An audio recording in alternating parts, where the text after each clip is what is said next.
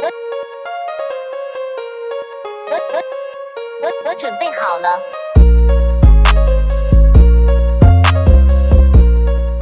အားလုံးပဲမင်္ဂလာပါခင်ဗျာ Daily Dose ကွန်ပျူတာမှာကြိုဆိုပါရစေကျွန်တော်ဟမ်မဲနိုင်ပါဒီနေ့ကျွန်တော်သင်ကြားပေးခြင်းတဲ့သင်ခန်းစာလေးက Microsoft Excel မှာ formula တွေတွက်တဲ့အခါမှာအဖြေမထွက်ဘဲနဲ့ error တွေဖြစ်နေတယ်ဆိုရင်ပေါ့နော် error တွေထွက်နေတယ်ဆိုရင်ကျွန်တော်တို့ဘယ်လိုမျိုးအလွယ်ကူဆုံးဖြေရှင်းရမလဲဆိုတာလေးကိုကျွန်တော်ဒီနေ့သင်ကြားပေးမှာဖြစ်ပါတယ် Microsoft Excel မှာကျွန်တော်တို့ function တွေ formula တွေကိုတွက်ချက်တဲ့အခါမှာအဖြေမရဘူးပေါ့နော်အဖြေမရဘဲနဲ့ error တွေပဲတက်နေတယ်ဆိုရင်ကျွန်တော်တို့အလွယ်ကူဆုံးဘယ်လိုမျိုးဖြေရှင်းရမလဲဟုတ်ပြီဥပမာအနေနဲ့ကျွန်တော်ဒီမှာရှင်းပြပေးမယ်ပေါ့နော်ဥပမာအနေနဲ့ကျွန်တော်ဒီမှာဆိုရင်ကျွန်တော်ခဏလေးနဲ့ရေးထားလိုက်တယ်ပေါ့နော်900 1000 1500စသဖြင့်ပေါ့နော်ဟုတ်ပြီဒီကိန်းဂဏန်းလေးတွေကိုကျွန်တော်တို့ formula တွက်မယ်ပေါ့အလွယ်ကူဆုံးကျွန်တော်ဒီမှာ sum formula လေးနဲ့ပေါင်းလိုက်မယ်ဆိုပါစို့ပေါ့နော်ဒါတွေအားလုံးကိုကျွန်တော်စုစုပေါင်းကိုကျွန်တော်ပေါင်းချင်တယ်ဆိုပါစို့ဟုတ်ပြီအဲ့ဒါကျွန်တော်ဒီမှာကာစာလေးချလိုက်ပြီးတော့ညီမျှခြင်း sum sum ပေါ့နော် sum ညီမျှခြင်း sum ခွင့်စားပါပြီးရင်ကိုပေါင်းချင်တဲ့ဟာလေးတွေကိုကျွန်တော်တို့က select ပေးလိုက်မယ်ပေါ့နော် select ပေးလိုက်မယ်ပြီးရင်ခွင့်လေးပြန်ပေးလိုက်ပါမယ်ဟုတ်ပြီဒါလေးပြီးရင်တော့ enter လေးနှိပ်ပေးလိုက်မယ်ဆိုရင်ဒီမှာကြည့်လိုက်ပါ enter လေးခောက်လိုက်တဲ့အခါမှာဆိုရင်ကျွန်တော်ဒီမှာကျွန်တော်က sum formula လေးနဲ့ဒီ formula တွက်လိုက်ပြင်မဲ့လေသူကကျွန်တော်တို့လိုချင်တဲ့အဖြေကိုမရဘဲနဲ့ဒီမှာ error တက်နေတယ်ပေါ့နော်သူတက်တဲ့ error ဆိုကျွန်တော်ရေးလိုက်တဲ့ဒီ sum formula ရဲ့ပုံစံအတိုင်းကြီးပဲသူကပြန်ထွက်လာတဲ့သဘောပေါ့နော် function တိုင်းကြီးပဲပြန်ကျလာတဲ့သဘောဖြစ်နေတယ်ဒါပေမဲ့ကျွန်တော်လိုချင်တဲ့အလုပ်မဟုတ်ဘူးပေါ့နော်ဟုတ်ပြီအဲ့လိုမျိုး error တက်နေပြီဆိုရင်ကျွန်တော်တို့ formula တွေတွက်တဲ့အခါမှာ error တက်နေပြီဆိုရင်ဘယ်လိုမျိုးဖြေရှင်းရမလဲပေါ့နော်ဟုတ်ပြီဖြေရှင်းရမယ့်နည်းလမ်းလေးတွေကတော့ကျွန်တော်တို့အများကြီးရှိတယ်အဲဒီကနေမှကျွန်တော်အဖြစ်နိုင်ဆုံး error တက်သွားရတဲ့အဖြစ်နိုင်ဆုံးပြဿနာလေးတွေကိုကျွန်တော်ပြပြပေးမယ်ပေါ့နော်ဘာကြောင့်မလို့ဒီလိုမျိုး error တက်ရတာလဲဆိုတော့ကျွန်တော်တို့ရဲ့ပေါ့နော်ဒီ Microsoft Excel မှာ formula တွက်တဲ့အခါမှာကျွန်တော်တို့ရဲ့ဒီဆဲခွက်တွေအားလုံးပေါ့နော်ရှိထဲမှာရှိနေတဲ့ Excel ဆဲခွက်တွေအားလုံးကကျွန်တော်တို့တွေဒီတွက်မယ်ဆိုရင်ဆဲခွက်ကဘာဖြစ်နေရမလဲဆိုတော့ပေါ့နော်ဒီမှာကျွန်တော်ဒီ home tab ထဲကပေါ့နော် home tab ထဲကနေဒီ number group ထဲမှာဒီပေါ်လေးက format လေးမှာပေါ့နော်ကျွန်တော်ဒီ general format လေးဖြစ်နေရပါမယ်ဟုတ်ပြီနော် general format လေးဖြစ်နေမှသာလျှင်သူကကျွန်တော်တို့လိုချင်တဲ့ formula ကကျွန်တော်တွက်ချင်တဲ့ function ကအဖြစ်မှန်ကိုရရှိမှာဖြစ်ပါတယ်ဟုတ်ပြီအဲ့လေးကိုကျွန်တော်ပြပေးမယ်ပေါ့နော်ဒီဘက်ရှိအစ်စ်ကိုကျွန်တော်သွားလိုက်မယ်ဒီမှာဥပမာအနေနဲ့ကျွန်တော်ဒီမှာ100ဆိုပြီးရေးလိုက်တယ်ပေါ့နော်100ပြီးရင်200ပြီးရင်300အောက်ပြီးဒီကဏ္ဍ3လုံးကိုကျွန်တော်ပေါင်းမယ်ပေါ့နော်ဒီကဏ္ဍ3ခုကိုကျွန်တော်ပေါင်းချင်တယ်ပေါင်းချင်တဲ့အခါမှာဆိုရင်ကျွန်တော်ဒီမှာကြည့်လိုက်ပါကျွန်တော်ဒီ home tab မှာကျွန်တော်ဒီမှာကြည့်လိုက်မယ်ကျွန်တော် general format လေးဖြစ်နေတာကိုတွေ့ရမယ်ဟုတ်ပြီနော်ဒီ cell ကွက်လေးတွေအားလုံးကကျွန်တော် general format ဖြစ်နေပါတယ်အဲ့လိုမျိုး general format ဖြစ်နေမှသာလျှင်ကျွန်တော်တို့တွေ formula တွေတွက်ချက်လို့ရမှာဖြစ်ပါတယ်ဟုတ်ပြီနော်ဒီမှာ general format လေးဖြစ်နေတာဖြစ်တဲ့အတွက်ဒီမှာကျွန်တော်တွက်ကြည့်လိုက်ပါနည်းနည်းလေးချက်လိုက်မယ်နော်ဟုတ်ပြီညီမျှခြင်း sum sum ပေါ့နော် sum ခွင့်စားဟုတ်ပြီပြီးရင်ကျွန်တော်ဒီ100 200 300ကို select ပေးလိုက်ပါတယ်ပြီးတော့ခွင့်လေးပြန်ပေးလိုက်မယ်ဒါရပြီးသွားပြီဆိုရင်တော့ enter လေးနှိပ်လိုက်မယ်ဆိုရင်ကြည့်လိုက်ပါ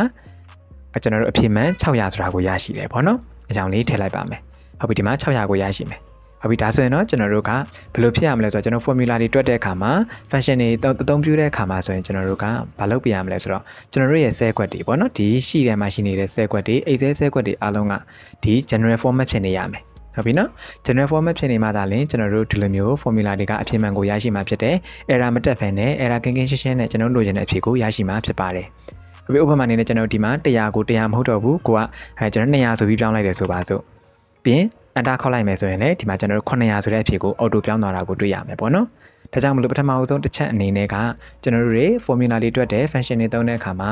အဖြေမှန်ကိုမရဘူး error တက်နေတယ်ဆိုရင်တော့အဖြစ်နိုင်ဆုံးကတော့ကျွန်တော်တို့ရဲ့ cell ကွက်တွေမှာကျွန်တော်တို့က general format ဖြစ်မနေလို့ဖြစ်ပါတယ်နော် general format လေးကိုထားပေးရမယ်ကျွန်တော်ခုနက error တက်သွားတဲ့ sheet ကိုပြန်သွားမယ်ပေါ့နော်ဒီ sheet 3ကကောင်လေးကိုကျွန်တော်ပြန်သွားလိုက်မယ်ဒီမှာသင်ကြည့်လိုက်ပါဒါကျွန်တော်တို့တွက်လိုက်တာဒီမှာ error တက်နေတယ်ပေါ့နော် formula အတိုင်းကြီးပဲပေါ်နေတယ်အဖြစ်မှန်ကိုမရဘူးဘာကြောင့်ဒီလိုမရတာလဲဆိုတော့ဒီ cell ကွက်လေးမှာ click ထောက်ပြီးတော့ကျွန်တော်ဒီမှာ home tab မှာဒီဘက်လေးမှာကျွန်တော်ကြည့်လိုက်မယ်ဆိုရင်ဒီမှာ format ကဘာဖြစ်နေလဲဆိုတော့ text ဆိုတာလေးဖြစ်နေတယ်ပေါ့နော် text format လေးဖြစ်နေတယ်ကျွန်တော် general format မဟုတ်ဘဲနဲ့ text format လေးဖြစ်နေလို့ကျွန်တော်တို့အခုလိုမျိုး error တက်နေတာဖြစ်ပါတယ်ဟုတ်ပြီနော်အားကြောင့်ကိုကဒီ formula သုံးနေရင်နဲ့တွက်နေရင်နဲ့မှအဖြေမရဘူးဆိုတော့ဒါလေးကိုပထမဆုံးအချက်အနေနဲ့အရင်ဆုံးစစ်ပေးဖို့လိုပါတယ်ဟုတ်ပြီဒါဆိုကျွန်တော်ဒီမှာ text ဖြစ်နေတယ်အဲ့ခါမှာကျွန်တော်တို့ကဒီ cell ကွက်တွေအားလုံးကို general format ပြန်ပြောင်းချင်တယ်ဆိုရင်ကျွန်တော်တို့ဒီမှာဒီဘက်ကပေါ့နော်ဒါ select all လုပ်တဲ့ button လေးပါဒီ select all လုပ်တဲ့ cloud လေးကိုနှိပ်လိုက်ပါဒီနေရာလေးကိုနှိပ်လိုက်မယ် နေပြီးသွားရင်ကျွန်တော်ဒီမှာ home tab ထဲကနေမှကျွန်တော်ဒီမှာ number ဆိုတဲ့ဒီ group လေးထဲမှာဒီပေါ်လေးက box လေးကဒီဘက်ကမြလေးကိုနှိပ်လိုက်ပါနှိပ်ပြီးကျွန်တော်ဒီမှာအပေါ်ဆုံးက general ဆိုတာလေးကိုထားပေးလိုက်ပါဒါလေးကိုရွေးလိုက်မယ်ဟုတ်ပြီဒါဆိုရင်တော့ကျွန်တော်ဒီမှာ general ကိုရွေးလိုက်တယ်နော် general ကိုကျွန်တော်ပြောင်းလိုက်ပြီး cell ကွက်အားလုံးက general ဖြစ်သွားပြီ general format ဖြစ်သွားပြီဒါပေမဲ့လည်းပဲကျွန်တော်ဒီမှာကြည့်လိုက်ပါအခုနကကျွန်တော်တွက်ခဲ့တဲ့ sum formula လေးကဒီတိုင်းကဒီတိုင်းကြီးပဲပေါ့နော်ကျွန်တော်လိုချင်တဲ့အဖြစ်မှန်ကိုတွက်မပေးပါဘူးဟုတ်ပြီအဲ့လိုမျိုးတွက်မပေးဘူးဆိုရင်ကျွန်တော်အဖြစ်မှန်ရအောင်ဘယ်လိုလုပ်ပေးရသေးလဲဆိုတော့ကျွန်တော်ဒီမှာ formula ရေးခဲ့တဲ့ cell ကွက်လေးထဲမှာ double click ပေါ့နော် click လေးနှစ်ချက်နှိပ်ပေးပါဟုတ်ပြီပြီးသွားပြီဆိုမှကျွန်တော်တို့ enter လေးကိုတစ်ချက်နှိပ်ပေးလိုက်ပါโอเคဒါဆိုရင်တော့ကျွန်တော်ဒီမှာအဖြစ်မှန်ဖြစ်တဲ့9500ဆိုတာကိုရရှိမှာဖြစ်ပါတယ်ဟုတ်ပြီနော်အဲဆိုရင်ကျွန်တော်တို့ဒီဟာကပထမဆုံးတစ်ချက်အနေနဲ့ကဘာလဲဆိုတော့ကျွန်တော်တို့ဒီ general format လေးဖြစ်နေရမယ်ဆဲခွက်တွေအားလုံးကပေါ့နော် text format တို့ဘာလို့ဖြစ်နေမယ်ဆိုရင်တော့အဖြစ်မှန်ကိုရမှာမဟုတ်ဘူး formula တွေကအလုပ်လုပ်မှာမဟုတ်ပါဘူးဟုတ်ပြီဒါကတော့ပထမဆုံးတစ်ချက်အနေနဲ့ကျွန်တော်စစ်ဆေးရမယ့်အပိုင်းလေးပေါ့နော်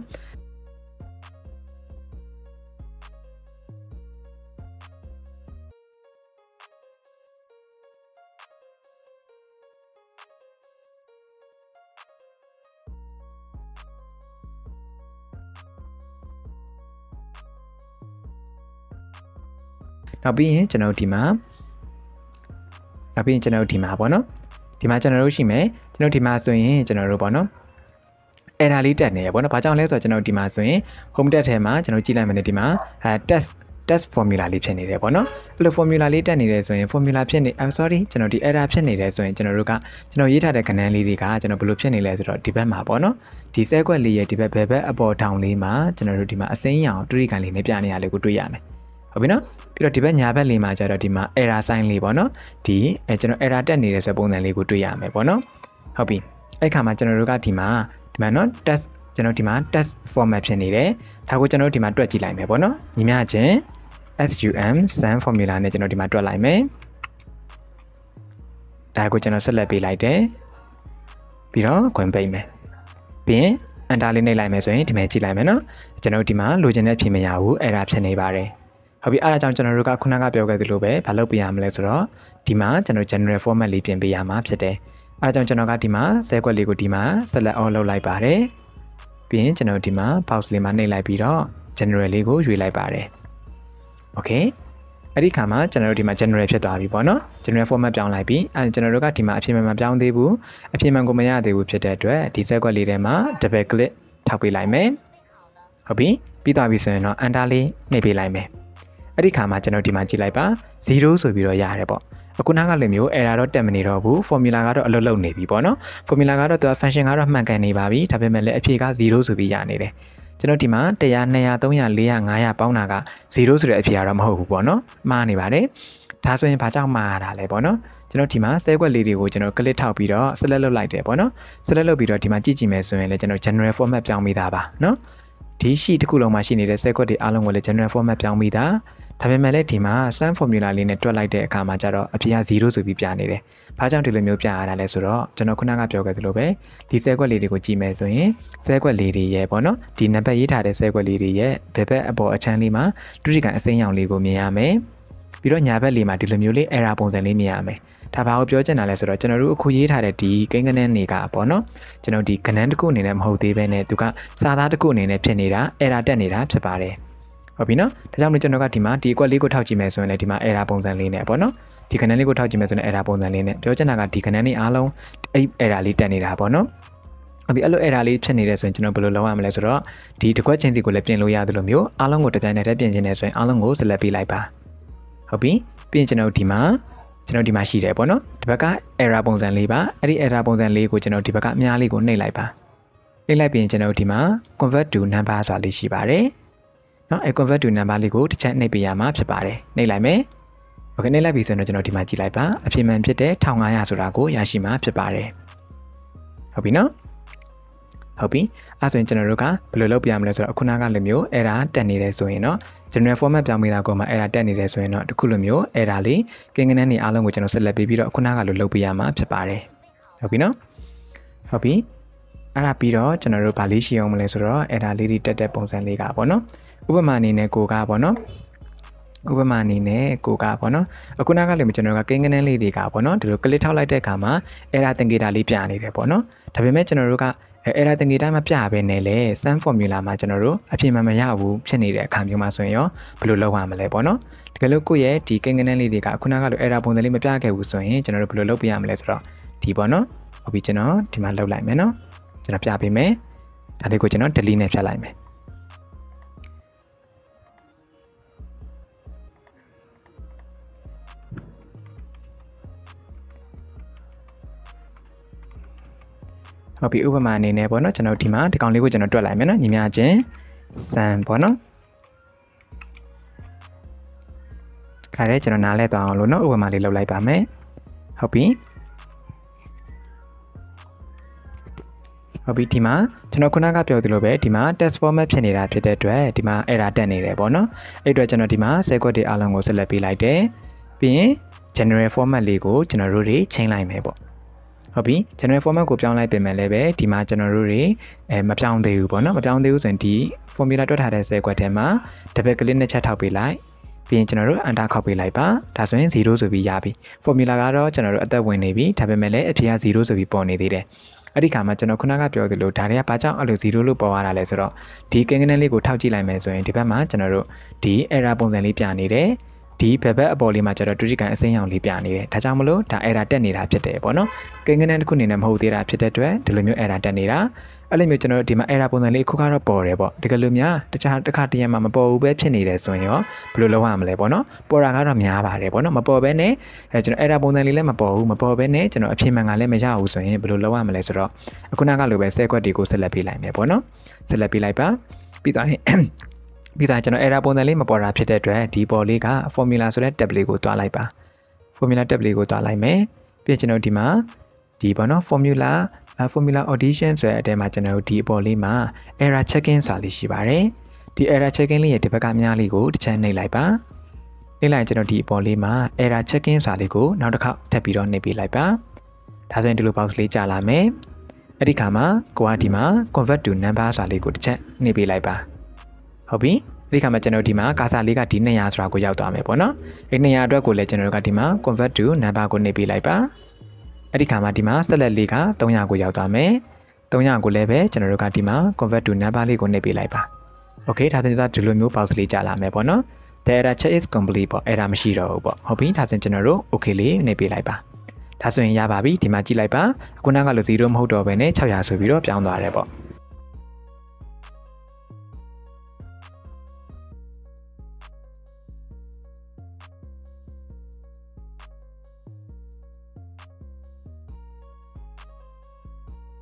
့ဒါကတော့ကျွန်တော် error သင်္ကေတလေးမပြခဲ့ဘူးဆိုရင်ဖြေရှင်းရမယ့်ပုံစံလေးဖြစ်ပါတယ်ဟုတ်ပြီဒီမှာဆိုရင်ကျွန်တော်က100ကိုကျွန်တော်က100မဟုတ်ဘူး200ဆိုပြီးပြောင်းလိုက်တယ်ဆိုပါစို့ enter ခောက်လိုက်တယ်အဲ့ဒီခါမှာဒီမှာ600ကနေ900ဆိုပြီးတော့အဖြေက auto တွက်သွားတယ်ပေါ့ဒါပေမဲ့လည်းတချို့လူတွေမှာကြုံတွေ့ရတဲ့ error တစ်ခုရှိသေးတယ်ပေါ့နော်အဲ့ဒါကကျတော့ကျွန်တော်တို့ formula တွေတွက်လိုက်တာအဖြေရတော့ရတယ်ဒါပေမဲ့ကိန်းကနန်းတွေကိုပြောင်းလိုက်တဲ့အခါမျိုးမှာကျတော့အခုဆိုရင်ကျွန်တော်100ကနေ200လို့ပြောင်းလိုက်တယ်အဲ့ဒီခါမှာဒီမှာအဖြေမှန်900ဆိုပြီးပြောင်းသွားတယ်ဒါပေမဲ့တချို့လူတွေကအဖြေမှန်ပြောင်းမသွားတာမျိုးတွေဖြစ်တတ်တယ်ပေါ့နော်အဲ့လိုမျိုး error တွေတက်တတ်တယ်ကွာဒီ control s နဲ့ပေါ့နော် save data ဖြစ်ပေါ့နော်အသိမ်းပေးလိုက်တာဖြစ်လုပ်ပေးလိုက်မှသာလင်ကျွန်တော်တို့ဒီအဖြေမှန်ကိုပြောင်းသွားတာမျိုးတွေလည်းဖြစ်တတ်တယ်ပေါ့အဲ့လို error တက်နေတဲ့သူတွေကရောဘယ်လိုမျိုးဖြေရှင်းရမလဲအဲ့လို error မျိုးတက်ခဲ့ရင်မိမိအနေနဲ့ဘယ်လိုမျိုးအလွယ်ကူဆုံးဖြေရှင်းရမလဲဆိုတာလေးလည်းကျွန်တော်ပြပြပေးပါမယ်ဟုတ်ပြီအဲ့လိုမျိုး error တက်တယ်ဆိုရင်တော့အဖြစ်နိုင်ဆုံးကတော့ကျွန်တော်တို့ဗာလေးလဲဆိုတော့ဖြစ်နိုင်ဆုံးကတော့ကျွန်တော်ဗာလေးလဲဆိုတော့ပေါ့နော်ကျွန်တော်ဒီမှာကျွန်တော်ဗာလေးလဲဆိုတော့ဒီအပေါ်လေးကပေါ့နော် formula tab လေးကိုတွားလိုက်မယ်ပြီးရင်ကျွန်တော်ဒီဘက်က calculation ဆိုတဲ့ဒီ group လေးထဲမှာကျွန်တော်ဒီမှာ calculation option ဆိုတာလေးရှိတယ်ပေါ့နော်ဒီ calculation option ဆိုတာလေးကိုကျွန်တော်တို့တစ်ချက်နှိပ်လိုက်ပါနှိပ်လိုက်ပြီးတော့ကျွန်တော်ဒီမှာ automatic နဲ့ဒီအောက်လေးမှာ manual ဆိုတာလေးရှိတယ်ပေါ့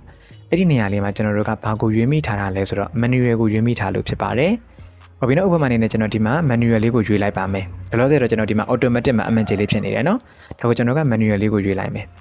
manual လေးကိုကသာရွေးမိထားတယ်ကျွန်တော် select လုပ်မိထားတယ်ဆိုရင်ဒီမှာကြည့်လိုက်ပါဒီမှာနော်100ကို200ကိုကျွန်တော်300လို့ပြောင်းလိုက်မယ်ဒီအဖြစ်မှန်ပြောင်းလာမပြောင်းလာတစ်ချက်လောက်ကြည့်ပေးပါ enter ခောက်လိုက်မယ်ဆိုရင်ကြည့်လိုက်ပါဒီမှာ900က900ပဲเนาะ100ထက်ပိုလာတာကိုအဖြစ်မှန်လာပြီးတော့ပေါင်းမပေးဘူးပြောင်းမပေးဘူးဖြစ်ပါတယ်ဒါဘာကြောင့်လဲဆိုတော့ကျွန်တော်ခုနကပြောခဲ့သလို automatic ဖြစ်ရမှာကိုကျွန်တော်တို့ manual ကိုရွေးမိထားလို့ဖြစ်ပါတယ်ဟုတ်ပြီ အလုပ်ခမျိုးမှာဆိုရင်ကျွန်တော်တို့ဘယ်လိုလုပ်ရမလဲဆိုတော့ဒီကလေးများအဲ့လိုမျိုးပေါ့နော်ကိုကဒီ formula တွက်လိုက်ပြင်မဲ့လဲ auto update လုပ်မှပေးဘူးဆိုရင် formula တွေကဒီလိုမျိုးကိုဒီလိုမျိုးပေါ့နော်လိုချင်တဲ့အဖြစ်ကိုချက်ချင်းပြောင်းမပေးနိုင်ဘူးဆိုရင်ကျွန်တော်ဒီမှာ select all လေးကိုနှိပ်ပေးပါပြီးရင်ကျွန်တော်ဒီမှာ formula tab လေးကိုတွားလိုက်ပါမယ်ပြီးရင် calculation group တွေကနေမှ calculation option လေးကိုတွားလိုက်ပါ sorry ဒီမှာ calculation group တွေကနေမှဒီမဲ့ပေါ့နော် calculate ရှိစွာလေးရှိပါတယ်ဒါလေးကိုအရင်နှိပ်ပေးပါဟုတ်ပြီနှိပ်ပေးပါပြီးသွားပြီဆိုရင်ကျွန်တော်ဒီမှာ calculation option ကိုဝင်လိုက်ပါ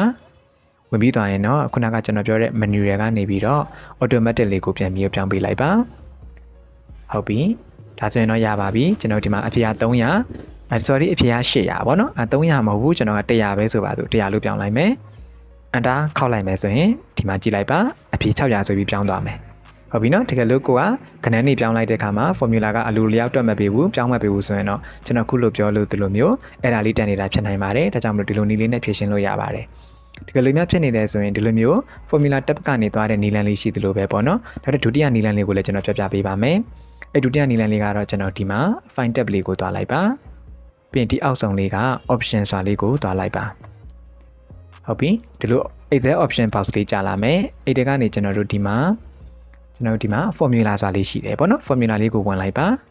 okay ဒီမှာ calculation option ဆိုတဲ့ဒီခေါင်းစဉ်လေးအောက်မှာ automatic ဖြစ်နေရမယ်ပေါ့နော်အဲ့ခါမှာကွာဒီလိုမျိုးလေး manual လေးကိုရွေးမိထားတယ်ဆိုရင်တော့ဒါသိကြပါတယ်ကျွန်တော်တို့အဖြေကအလိုလျောက်တွက်ပေးမှာမဟုတ်ပါဘူးဟုတ်ပြီနော်ဒါကြောင့်မလို့ကျွန်တော်တို့ကဒီမှာ automatic လေးကိုအလိုလျောက်တွက်ပေးစေချင်တယ်ဆိုရင်တော့ automatic လေးကိုရွေးပေးပါပြီးပြီဆိုရင်ဒီအောက်ဆုံးလေးက okay ဆိုတာလေးကိုနှိပ်ပေးလိုက်ပါဒါဆိုရင်တော့ကျွန်တော်ဒီမှာကဏ္ဍပြောင်းလိုက်မယ်နော်200မဟုတ်ဘူးကွာ300လို့ပြောင်းလိုက်မယ်အန်တာနှိပ်လိုက်ပြီဆိုရင်ဒီမှာကြည့်လိုက်ပါအဖြေ900ဆိုပြီးပြောင်းသွားပါတယ်ဟုတ်ပြီကွာဒီမှာ300မဟုတ်တော့ဘူးကျွန်တော်900လို့ပြန်လိုက်မယ်အန်တာခောက်လိုက်မယ်ဆိုရင်ဒီမှာအဖြေ900ဆိုပြီးပြောင်းသွားမယ်ဟုတ်ပြီနော်အဲ့ဒါကျွန်တော်တို့က formula လေးတွေအလိုလျောက်အလုံးမလုပ်ဘူးဆိုရင်တော့ဒီနည်းလေးနဲ့ဖြည့်ရှင်းလို့ရပါတယ်ဟုတ်ပြီအဲ့ဒါကျွန်တော်ဒီနေ့သင်ခန်းစာလေးမှာပြောပြခဲ့တာကExcel မှာ formula လေးတွေတွက်ချက်တဲ့အခါမှာအဖြေမရဘဲနဲ့အဖြေမထွက်ဘဲနဲ့အဲ့ဒါတွေတက်နေတယ်ဆိုရင်အလွယ်ကူဆုံးဘယ်လိုမျိုးဖြေရှင်းရမလဲဆိုတဲ့နည်းလမ်းလေးတွေကိုကျွန်တော်သင်ကြားပေးခဲ့တာဖြစ်ပါတယ်။သင်ခန်းစာလေးကမျိုးဆွေတို့အတွက်အကျိုးတုံတရားရရှိမယ်လို့လည်းကျွန်တော်မျှော်လင့်ပါတယ်။သင်ခန်းစာလေးကမျိုးဆွေတို့အတွက်အကျိုးရှိတယ်ဆိုရင်သင်ခန်းစာလေးကို like လေးနှိပ်ခဲ့ပေးပါ။ comment လေးမှာလည်း yes လို့ရေးခဲ့ပေးပါ။တကယ်ချင်းမိတ်ဆွေမောင်နှမတွေလည်းအားလုံးလေ့လာလို့ရအောင်ပညာရအောင်လို့ပညာဌာနအနေနဲ့ sharing လေးပြန်ပြီးတော့လုပ်ပေးပါ။ Okay ကျွန်တော်ရဲ့ဒီသင်ခန်းစာလေးကိုနားလဲတဲ့အကျိုးရှိတယ်ဆိုရင်လည်းကျွန်တော်ရဲ့အခုလိုမျိုးလေးအကျိုးရှိတဲ့သင်ခန်းစာတွေအများကြီးကိုလေ့လာဖို့အတွက်ကျွန်တော် channel လေးကို subscribe လေးလုပ်ထားပေးပါဒါဆိုရင်ကျွန်တော်တို့နောက်သင်ခန်းစာတွေမှာပြန်တွေ့ပါမယ်အားလုံးကိုကျေးဇူးတင်ပါတယ်ခင်ဗျာ